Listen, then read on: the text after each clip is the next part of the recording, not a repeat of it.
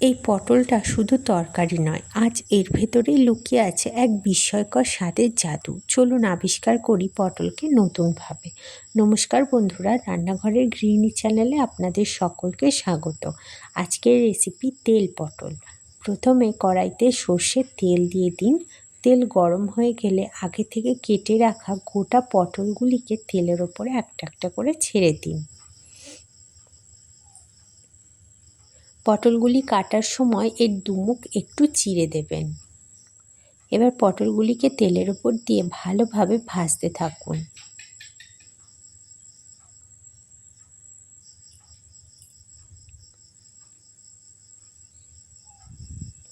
ভাজতে ভাজতে পটলগুলির গায়ের রং যখন হালকা বাদামি রঙের হয়ে যাবে, এ সময় পটলগুলিকে একটি পাত্রে নামিয়ে নিন।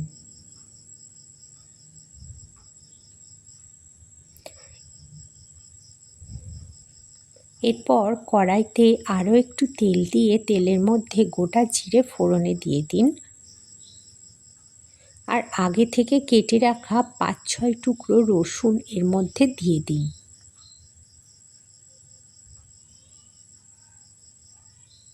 রসুনগুলিকে একটু থেতো করে দেবেন।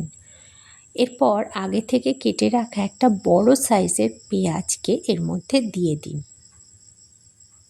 পেঁয়াজগুলিকে ছোট ছোট করে কেটে নেবেন।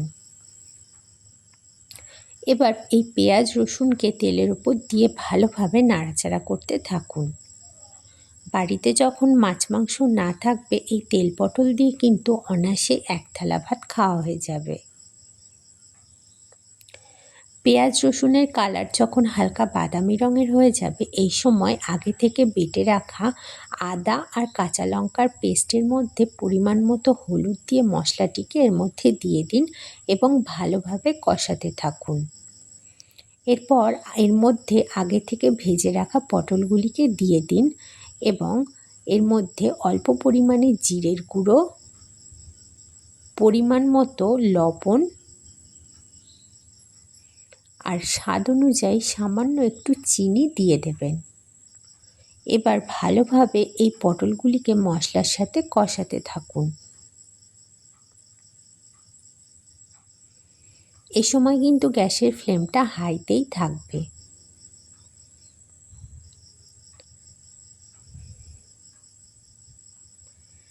মশলাটি যখন একটু শুকিয়ে আসবে, এই সময় সামান্য পরিমাণে জল এর মধ্যে দিয়ে দিন। আবারও ভালোভাবে কষাতে থাকুন যাতে পটলগুলি ভেতর থেকে সেদ্ধ হয়ে যায়। পটলগুলিকে যত বেশি মশলার সাথে কষাতে থাকবেন, এই রান্নার স্বাদ কিন্তু তত বেশি ভালো হবে।